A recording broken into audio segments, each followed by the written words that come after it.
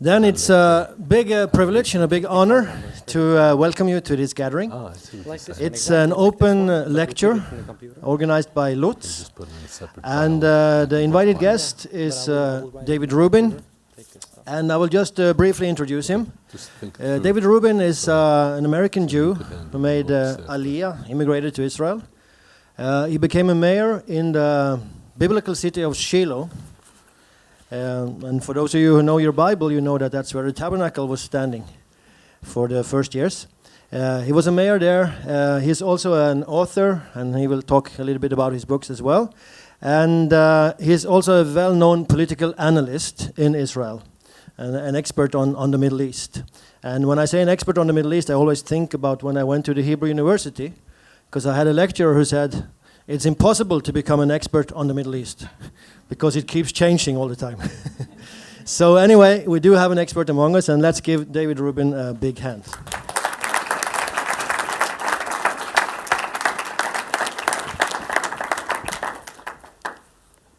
Thank you.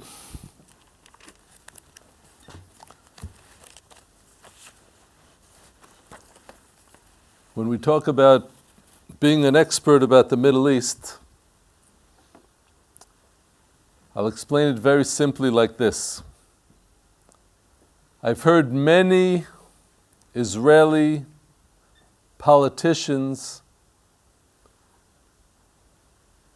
traveling outside of Israel, and they speak about Israel for an entire hour,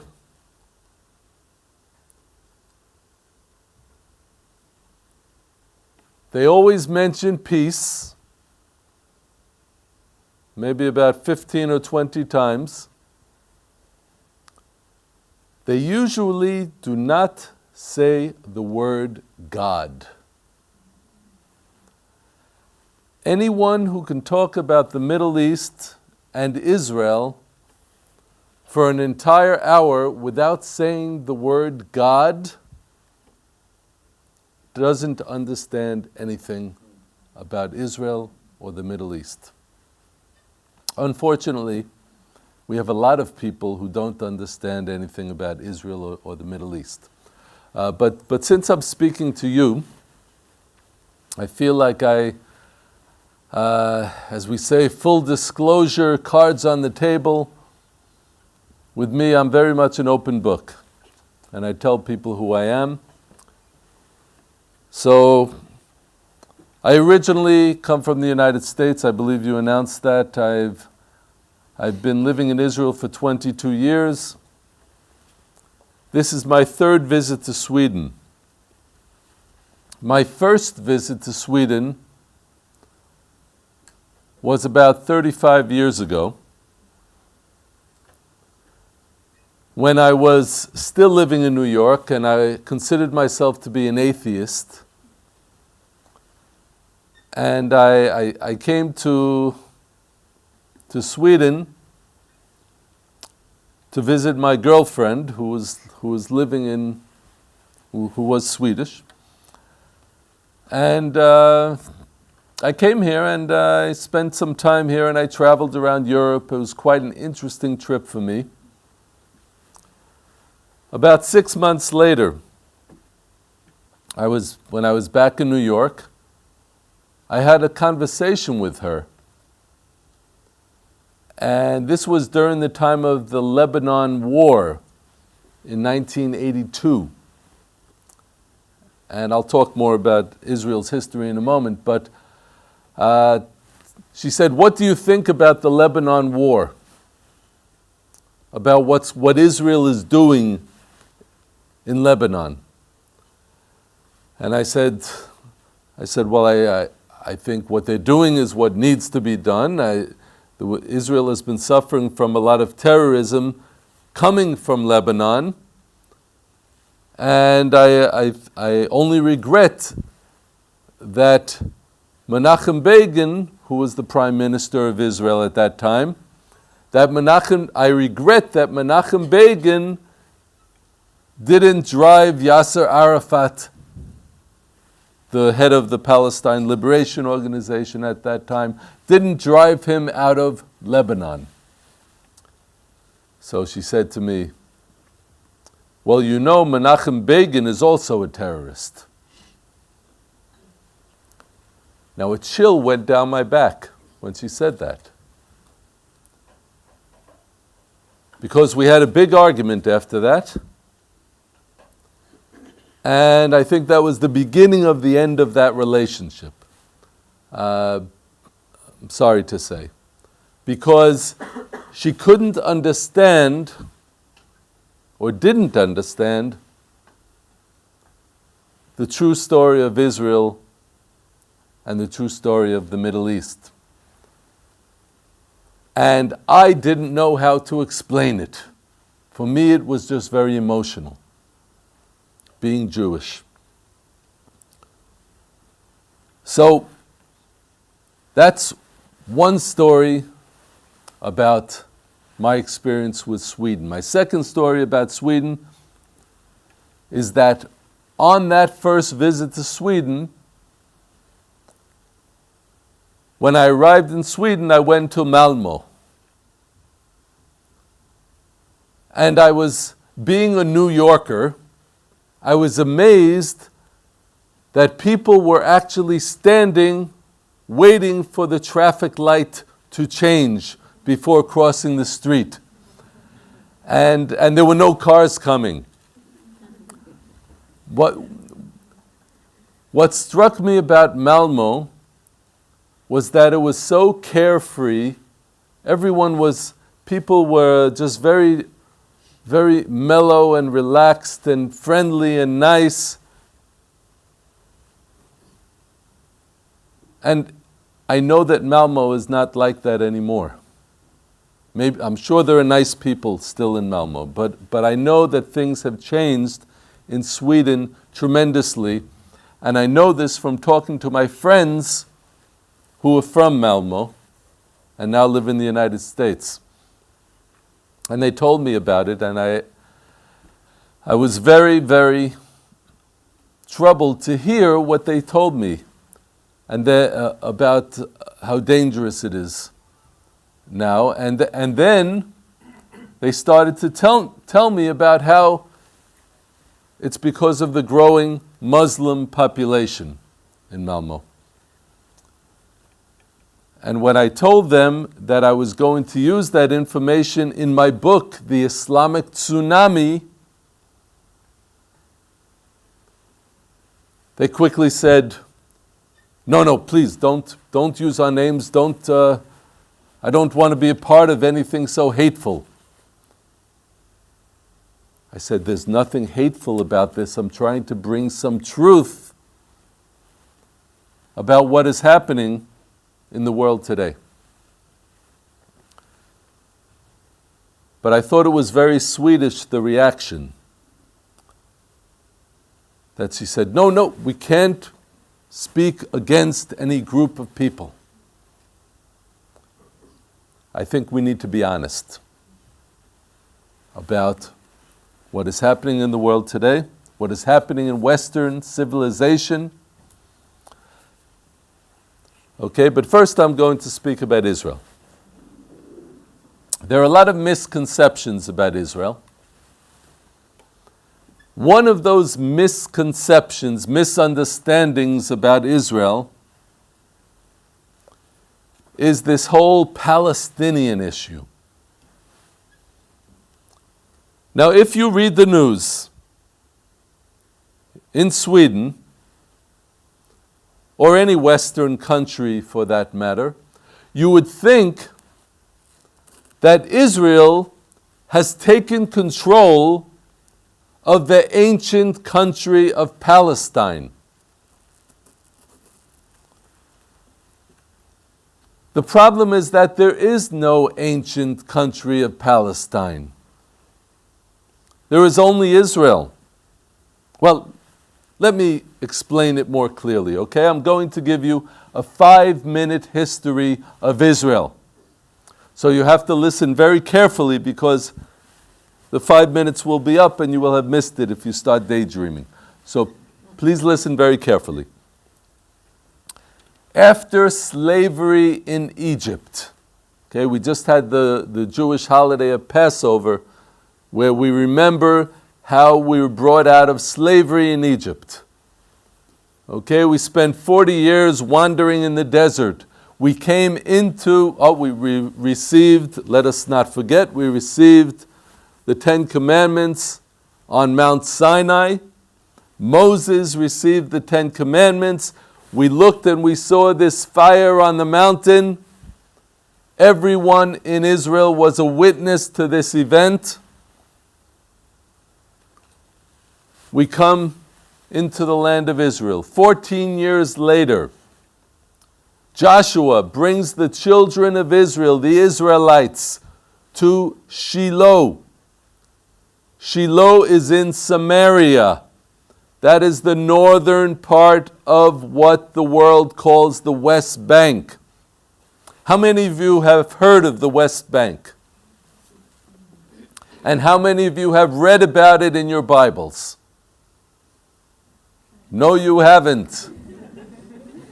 The West Bank is not mentioned once in the Bible. How many of you have heard about Palestine? And how many of you have read about it in your Bibles? Okay, you're not going to be fooled this time, I see. Of course not. It is not mentioned in the Bible, but we'll talk about that in a minute. So, Joshua sets up the tabernacle, which was the precursor of the Holy Temple in Jerusalem. He sets it up in Shiloh with stone walls on the side, indicating permanence in the land. That we were going to have to not just rely on the Almighty God to give us our food from the heavens, from the manna. No longer were we going to rely on Moses raising his hands in the air and then the battle would be won. No, we need to set up an army.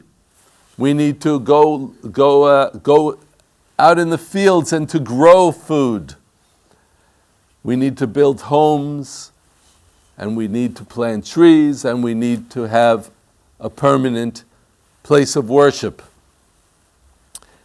This was the beginning of Zionism.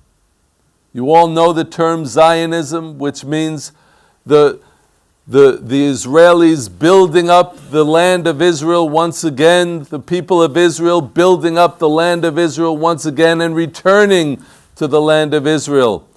Well, I call that period 3,300 years ago the beginning of Zionism, the first period of Zionism, because we were going to build up the land.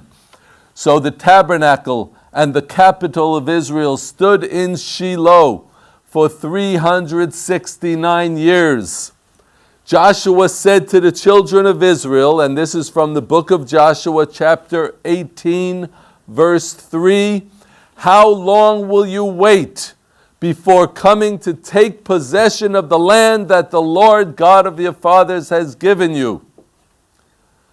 Those words that were spoken in that day were not just spoken to the Israelites of that day, and were not just spoken for the Israelis of today, and were not just spoken for the Jews around the world, but were spoken for everybody who understands that God's sovereignty is on that land. And those words that Joshua said, everyone who had the 7 tribes that had not yet received their inheritance in the land, they went out and they conquered the land of Israel. Eventually, a woman named Hannah comes to Shiloh to pray for a son. The son who was born from her prayers was Samuel, who grew up into prophecy in Shiloh, Samuel the prophet. And he was the one who would eventually appoint the first 2 kings of Israel, Saul and David. David sets up the unified capital. Yes, I know I went over my 5 minutes. I'm sorry.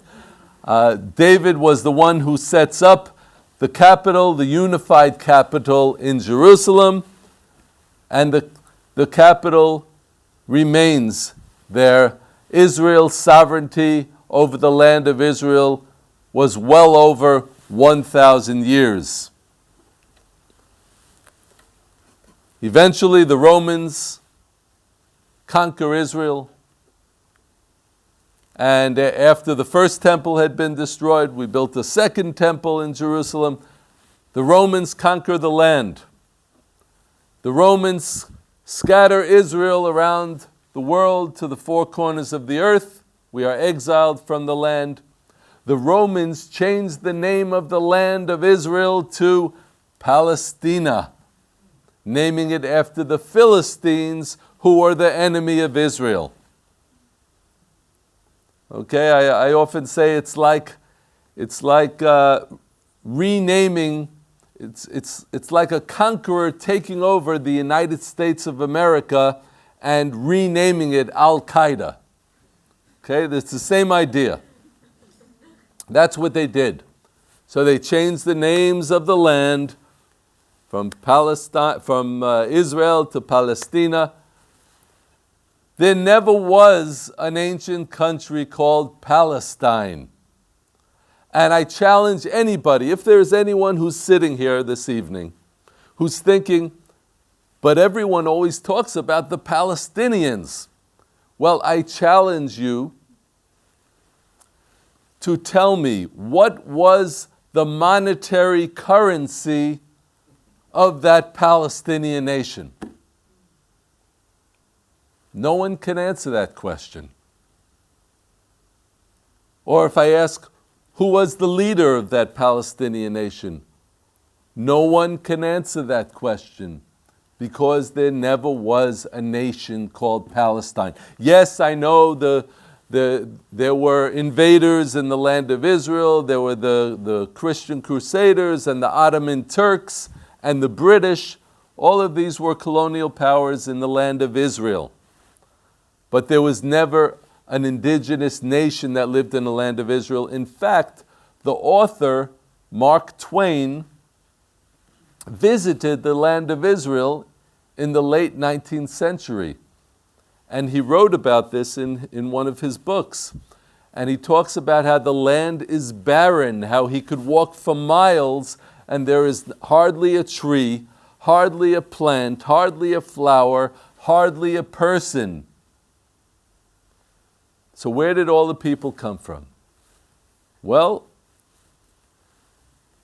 near the end of the 19th century, the Jewish people started returning to the land of Israel, started building it up again, creating an economy, and draining the swamps, building up the land. And when that happened, what do you think happened as well?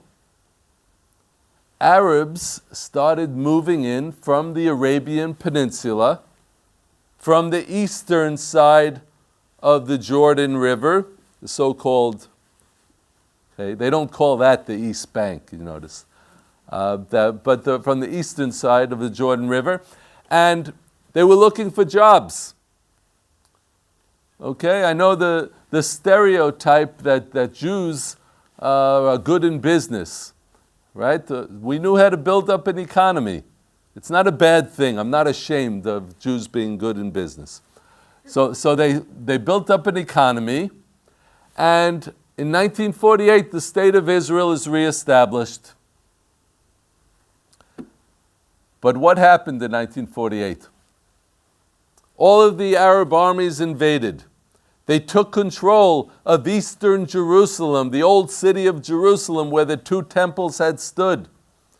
King David's capital. They took control of King David and King Solomon's capital.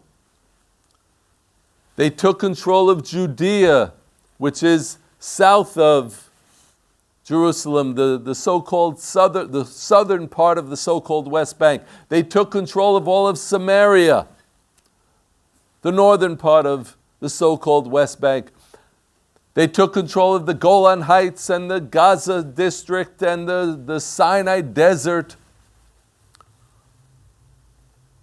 but the state of Israel survived. Then in 1964, the Arabs, seeing that they're not succeeding at destroying Israel, they create the Palestine Liberation Organization. They say, we're going to create a new people, a Palestinian people. We'll say that they are the indigenous people in the land, and we will drive the Jews into the sea.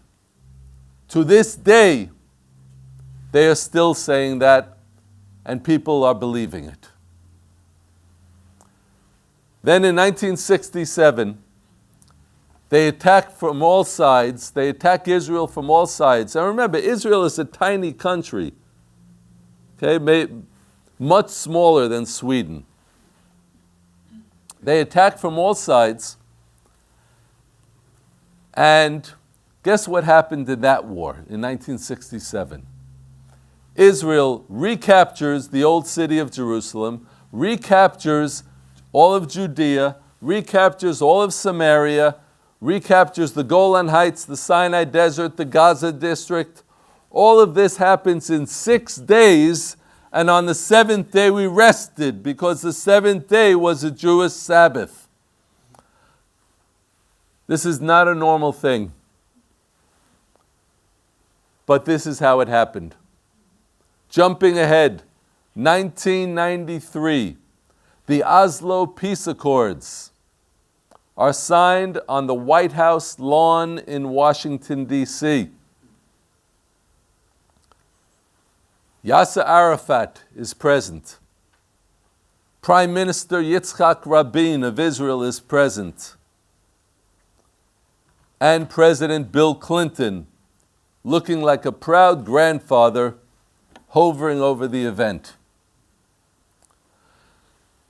The day after Yasser Arafat, the day after they signed these Oslo Peace Accords, saying that from here on in all differences will be settled peacefully, Yasser Arafat flies to South Africa to speak in a mosque. Before I tell you about his appearance at that mosque, I need to explain something to you, if you don't know already. Very often they describe Jerusalem as the home of the 3 great monotheistic religions. I even heard the tourism minister of Israel once say that. However, Judaism was born in the land of Israel. We could say that Judaism comes from the land of Israel, right? Obviously, Jerusalem was the capital of Israel for all of those years. And we also know that there was a man named Jesus who also taught in Jerusalem. So we can also say that, oh, by the way, he was a Jew. He did live in the land of Israel. He was actually born in Bethlehem, which is part of the so-called West Bank. So he was a settler. Anyhow, so we could certainly say that Christianity was born in the land of Israel. But Islam wasn't. Islam was started by a man named Muhammad 1400 years ago.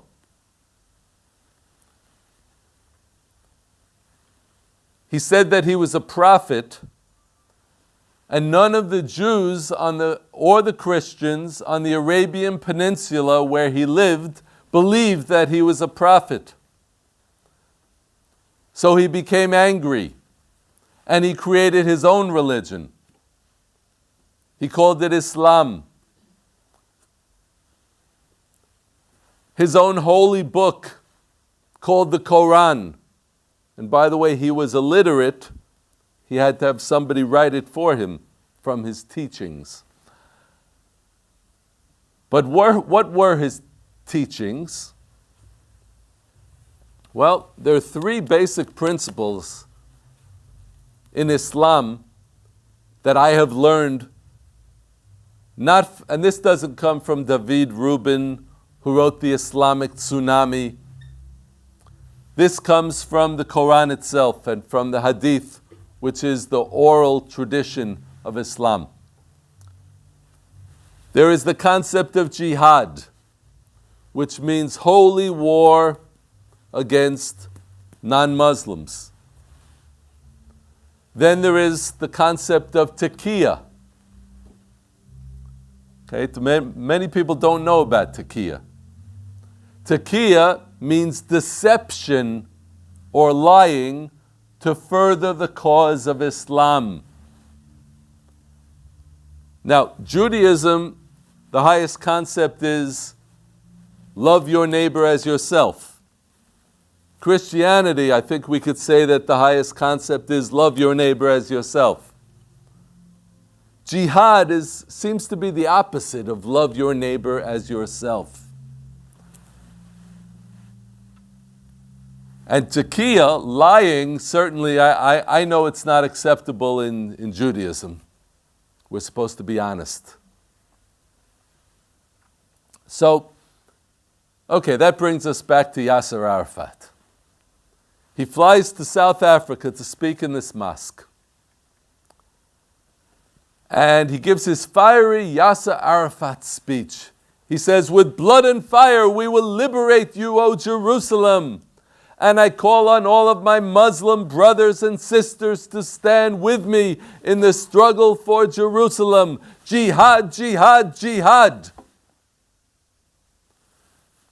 Then he leaves the mosque. He flies back to New York. He was supposed to speak at the UN, I believe.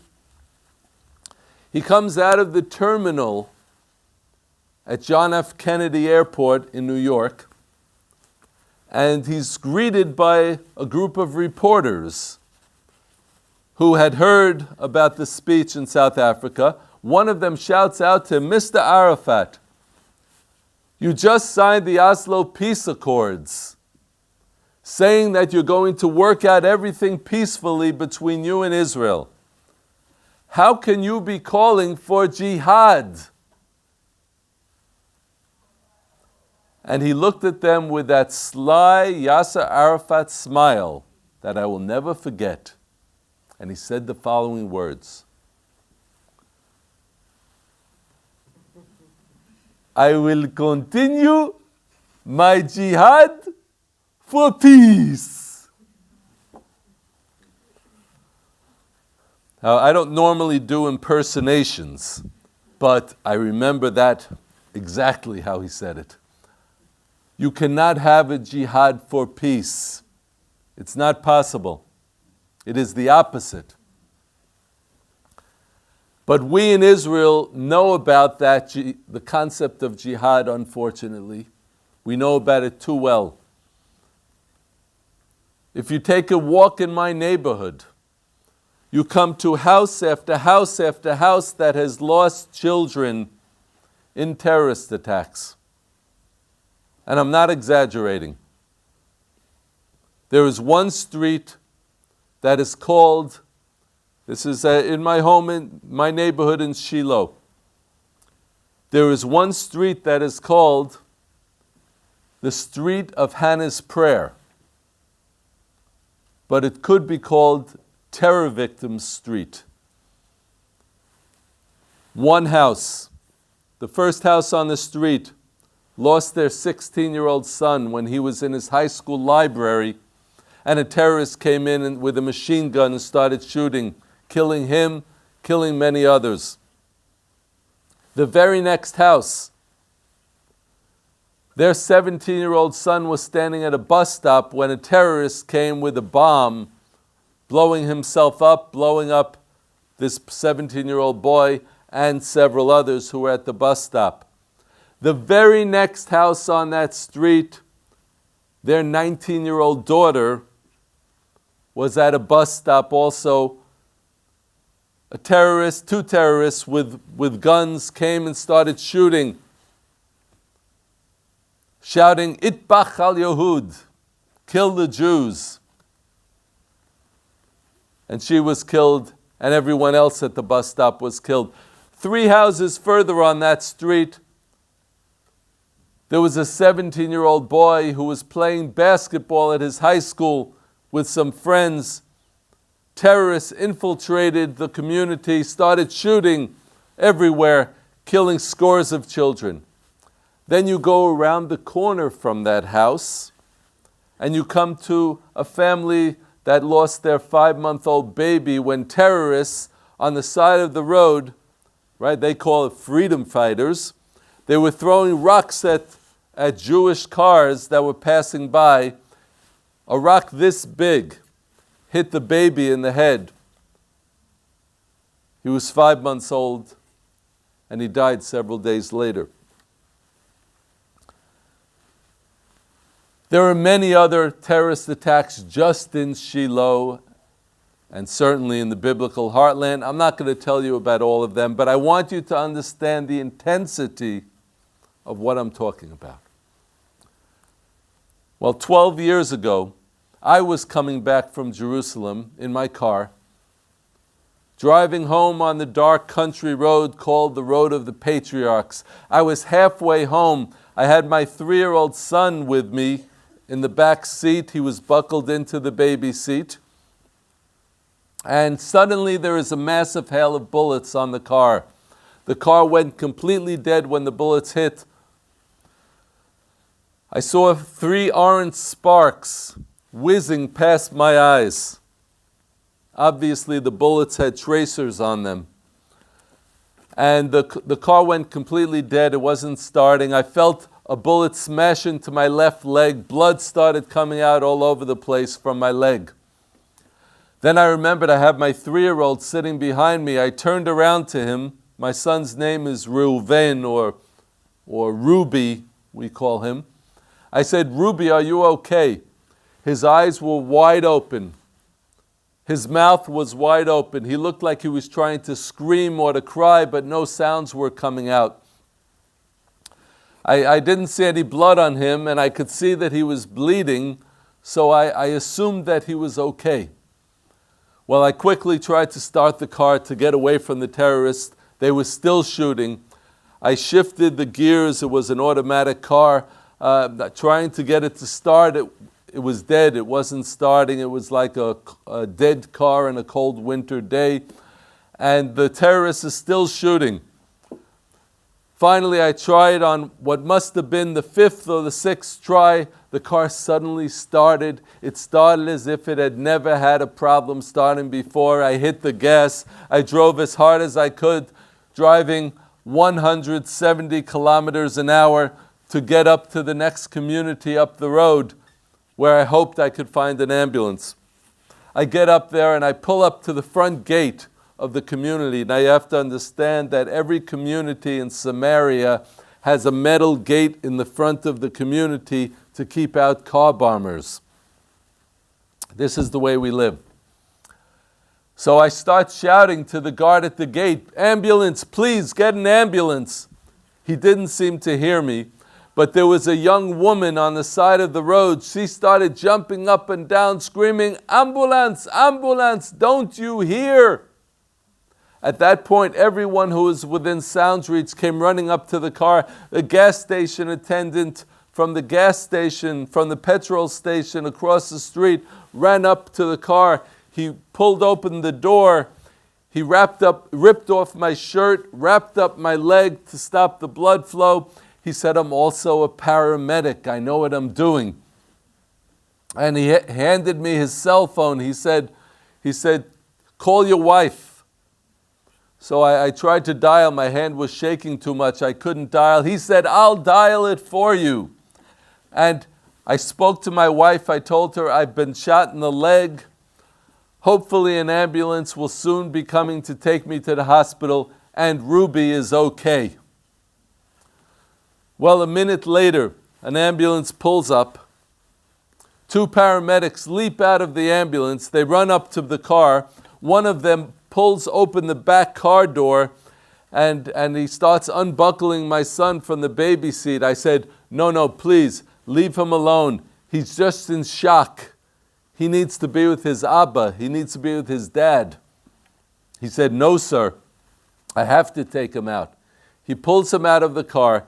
He cradles him in his arms and starts running to the ambulance at break speed, at a fast speed, saying he's also been shot.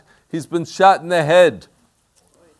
A bullet had gone into his head, we later found out, where the skull meets with the neck, causing a skull fracture and internal bleeding in the cerebellum. Well, they quickly wrapped bandages around his head, put an oxygen mask on his face, whisked both of us into the ambulance, and connected him to the oxygen tank. They took us to the hospital in Jerusalem, on the other side of Jerusalem, and they get to work on us. 20 minutes later, the head surgeon comes up to me and he says, David, we're going to have to operate on both of you within the half an hour. It'll be the first of probably several operations. And there's someone here who wants to talk to you. So a man came up to me who I had never seen before. He says, I'm the public relations director for this hospital. I want you to know that you are the 1,000th victim of terrorism to be hospitalized in this hospital in the past year and a half. I wasn't quite sure what to do with that bit of information. I thought maybe I was supposed to get a prize. But I can laugh now, I wasn't laughing then. He said, the media is massed outside this emergency room. They want to interview the 1,000th victim of terrorism and photograph you and your son, but I will keep them away. I'll protect your privacy. And I thought for a moment, and I thought of all of the terror victims who we already knew, and I thought of how everyone was going to work every day wearing bulletproof vests and helmets. And I said, you bring them in, I have what to say to them. And I've been telling this story ever since. Now I tell this story not just because of our trauma and that I think it's important to talk about your experiences. And I tell this story not just because I have political opinions or opinions about what is happening in the world today, even though I'm not shy about my opinions. I tell this story because it's a story of miracles. I was shot in my left leg, even though the terrorist was shooting from the right side, which enabled me to drive my automatic car to get to that ambulance, because we use our right leg when we drive automatic cars. The bullet that went into my son's head and through his neck missed his brainstem by 1 millimeter. Last but not least, there are some miracles that are just revealed miracles, like that fire on the mountain on Mount Sinai, like the splitting of the Red Sea. On my 5th day in the hospital, I get a call from the car mechanic, a nice fellow from Jerusalem named Erez. He says, David, this is Erez. I just want you to know that we have the car. We've started ordering parts. There are 49 bullet holes in the car. It's going to be very difficult to fix, but I just want you to feel relaxed. We have the car. I said, the car? I said, I haven't thought about the car since the attack. I don't care about the car. My son was in the intensive care unit. He was sleeping 22 out of 24 hours of the day because of internal bleeding in his cerebellum. He had total memory loss. He didn't remember his sisters. He didn't remember his little friends from the nursery school who were 3 years old, who sent pictures with their names on it. I said, I don't care about the car. He says, David, I'm just calling because I have to ask you a question. Why can't we start that car? A chill went down my back that I feel to this day, because I know that I tried to get the car to start. I know it wouldn't start. I know I was bleeding like crazy. Finally, the car started as if it had never had a problem starting before. And all I have to tell you is, yes, I may have been an atheist in New York, but we were just lifted up on God's wings to get us to that ambulance. And I knew at that point that God had planted a mission in me. And it took a while till I figured out what it was. When my son came back from the hospital 3 weeks later, he was walking screaming in the middle of the night. Like that scream that he was trying to make that night, apparently. And I hobbled over to him and he screamed even louder. And my wife and I understood that there was deep trauma in this child that needed to be healed. And the more I explored it, the more I realized that there is deep psychological trauma from the terrorism in Israel, and particularly in the biblical heartland of Israel that I'm talking about here. And that is something that needs to be dealt with. Yes, we believe that we came back to the biblical heartland of Israel because that's what we're supposed to do. And we're rebuilding it in our times. But the children need to have that trauma healed, confronted, and cured. And that's why I started the Shiloh Israel Children's Fund, for the purpose of healing that trauma in the children and rebuilding the biblical heartland of Israel through those children. And that's what's happening. We set up therapy programs using art and music and animals. We have educational programs. We're building playgrounds. And we are truly rebuilding the biblical heartland of Israel and healing the children at the same time. And this is something that I never would have dreamed about 15 years ago. So obviously, things happen. God works in people, and it's just a big blessing. So when I come to speak in places, I talk about this, and I talk about this Islamic tsunami of terrorism that is afflicting the biblical heartland of Israel more than any place else, but also is afflicting Israel as a whole and is afflicting the entire world and Western civilization, maybe not to the extent that it's affecting Israel. But I speak about two Islamic tsunamis. The first is the Islamic tsunami of terrorism that seeks to intimidate us and frighten us, so we'll be afraid to speak out once that second Islamic tsunami becomes clear. And that is the attempt to change Judeo-Christian civilization to change Western civilization from a Judeo-Christian civilization into an Islamic civilization. This is happening before your eyes. I don't know if you realize it, but it is happening. It's happening in three ways. One, demography, which means population. Your average family in Europe has less than 2 children per family. Your average Islamic family in Europe has 6 or 7 or 8 children per family. Do your basic arithmetic, and you will see where the future is going. Secondly, there are educational attempts. There are attempts to change the educational system and to bring Islam into the educational system to make Swedes feel guilty if they speak out against Islam.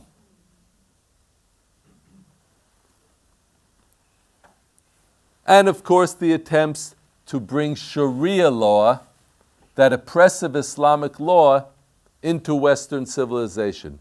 Now, Sharia law says that you cannot build a church, that you cannot build any place of worship other than a Muslim place of worship. Sharia law says that a husband can beat his wife, that a man can have 4 wives, plus any woman that his right hand possesses. Okay, that's a quote from the Quran. Muhammad had 31 wives, so why shouldn't they have as many as they want? And Muhammad had a wife that was 9 years old and not even physically mature. So why shouldn't they be allowed to do that as well? This is the reality in Islamic dominated societies. And I think that we need to understand that you are not going to be able to combat that unless you take certain steps. One step is to do what we are doing in Judea and Samaria and Jerusalem. Start getting married again and have children. Okay, in Judea and Samaria and Jerusalem, we have anywhere from 4 to 6 to 8 to 10 children per family. And the fathers are very involved in raising those children. Mothers and fathers together, raising children. Okay, and I got news for you. It's a beautiful thing. It's a great thing to raise children. It's hard, yes. Okay, and I know it's hard to give birth. Yes, my wife told me all about it. But as she also says, she also told me, it gets a lot harder after they're born and you have to raise them. And then they become teenagers and it becomes even harder. But if you raise them well and you teach them well, then eventually you'll become grandparents. Because they'll get married, they'll have their own children, and then they'll come visit you, and then they leave. So you see, you get the rewards eventually. Okay? I'm only joking, partially. But anyhow, children are a blessing. In Israel, we don't talk about large families. We talk about mishpachot bruchot yeledim, which means families that are blessed with children. Children are a blessing. So that's one way of countering that Islamic tsunami. It's a positive way. Another way is to halt immigration from Islamic countries. I don't understand in Western civilization that people have this desire to self-destruct. If you don't control your borders, the country is going to cease to exist as a Judeo-Christian civilization. That's the reality. It's an unpleasant reality. People don't want to hear it. They say, oh, no, don't want to hear it, don't want to talk about it. It's real. A third way of countering that Islamic tsunami is to connect with Israel. It's not an accident that it says in the book of Genesis, those who bless Israel will be blessed, and those who curse Israel will be cursed, and all of the nations shall be blessed through you, through Israel. The blessings come to those nations that stand with Israel. And I am absolutely convinced that the blessings will come back to the Western countries once they start partnering with Israel and standing with Israel. So how does one partner with Israel practically? Okay, first of all, pray for Israel. Pray for the peace of Jerusalem, as the expression goes. But praying for the peace of Jerusalem doesn't just mean praying in some general way. And it doesn't mean praying that the Jews will find Jesus and will come to be Christians. It means praying that Israel will act in biblically consistent ways, and that the leaders of the free world will act in biblically consistent ways in supporting Israel. And I know that doesn't really include Obama, and Obama's a bit of a problem. That's why the subtitle of the Islamic tsunami is Israel and America in the Age of Obama. Okay, but Obama is a particular problem, but we don't have time to get into the problems with Obama. But we need to pray that leaders will act biblically. And we need to tell the politicians that there can be no peace agreement in which any kind of Islamic terrorist state is established in the biblical heartland of Israel. It is anti-biblical because the biblical borders say that Israel needs to extend all the way to the Euphrates River and to the Mediterranean Sea, to the great river of Egypt and up to the Lebanon. So we can't act in anti-biblical ways because peace will not be had that way. Thirdly, we have to understand that the Islamic politicians who we're dealing with today cannot be trusted because of taqiyya, because of Islamic deception. In my latest book, Peace for Peace, Israel and the New Middle East, I explain that there will be no peace agreement that can be signed that includes Israel giving away its sovereignty over the land of Israel. Thirdly, partner with Israel in practical ways as well. And when I come here, I'm always speaking, when I come and travel outside of Israel, I'm always speaking about the Shiloh Israel Children's Fund and trying to get people to stand with us and support what we're doing. Now, occasionally there is someone who says to me, well, usually they don't say it, but occasionally there is a person who's thinking, why should I support children's projects in Israel? I'm a Christian. Why should I support children's projects in Israel? Well, to understand that, we need to read from the book of Jeremiah, chapter 31. Okay, so if you have a Bible, you can read along with me. I love how I say, if you have a Bible, you can read along with me, and everyone pulls out their iPhones. Anyway, I'm still in the old ages, but it's okay. Okay, Jeremiah chapter 31. Okay, God is speaking through Jeremiah, and he says the following words to Israel.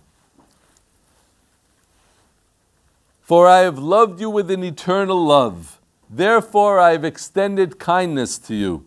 I shall yet rebuild you, and you shall be rebuilt, O Israel. You will yet adorn yourself with drums, and go forth in the dance of merrymakers. You shall yet plant vineyards in the mountains of Samaria. The planter shall plant and redeem. For there will come a day when watchmen will call out on Mount Ephraim, arise, let us go up to Zion, to the Lord our God. Now we know about rebuilding Samaria. I've been speaking about that. So we know it's happening. We see the prophecy come into life. We see vineyards all over the region of Shiloh and in Samaria. We know that it's happening. It's the fulfillment of prophecy in our times. And we know about Mount Ephraim because Joshua was from the biblical tribe of Ephraim, and he set up the tabernacle in Shiloh because he was from the tribe of Ephraim. But who are those watchmen that it's mysteriously talking about here? Well, what I do when I want to understand the Bible is that I look in the Torah, okay, in the Hebrew Bible. And in the original Hebrew, the word for watchman is notzrim. In modern Hebrew, notzrim means Christians. So what do you think it's talking about here? Christians need to be involved in the rebuilding of Israel in these times. And that is how you bring the blessings. That is the best way to bring blessings back to Sweden. And together to rebuild the biblical heartland of Israel.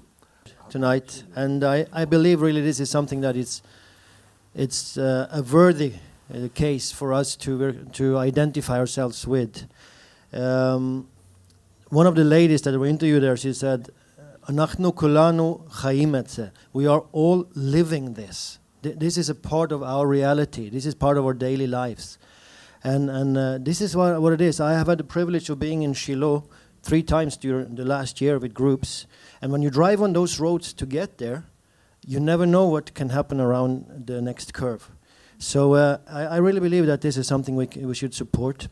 And I just want to mention a little story in the New Testament. It's written about the centurion that had a servant that was sick. The leaders of Capernaum, the Jewish leaders of Capernaum, come to Jesus and they ask, "Can you come and heal his servant?" And then they say, "He is well worth that you do this because he loves our people." But how did they know that he loved their people? Because they continue the sentence and they say, "And he has built our synagogue."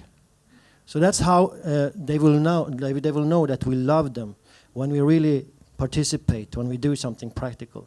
So I would just encourage you to do that. We will take up an offering here right now to this case here. And we have baskets that we will send around. And also, if you don't have money with you, you can fill in one of these and just write down the amount and write clearly that it should go to Shiloh Israel Children Fund. Okay? Shiloh Israel. If you just remember Shiloh Israel, we will figure out the rest. So, yeah, just raise your hand and she's coming around. So I'll give you some time to fill out those forms. And meanwhile, do you want to say something about your books meanwhile while they're filling in the forms, or? Okay, I was just telling him he could hand out the brochures. Okay, this is excellent. So yeah, so you can get a brochure also about this Shiloh Children Israel Fund. Shiloh Israel Children Fund. It's complicated. So, but if you want to say a few words yourself. אני תמיד שם את זה בידיים של בדיוק. זה טוב. It's just 4 words, but it's hard to get them right order. So, please. And he has some books here, and you can say a few words about it yourself. Okay. Okay, so I was asked to possibly answer a few questions while you're doing that. Let me just tell you before I answer questions. I see you. You're first.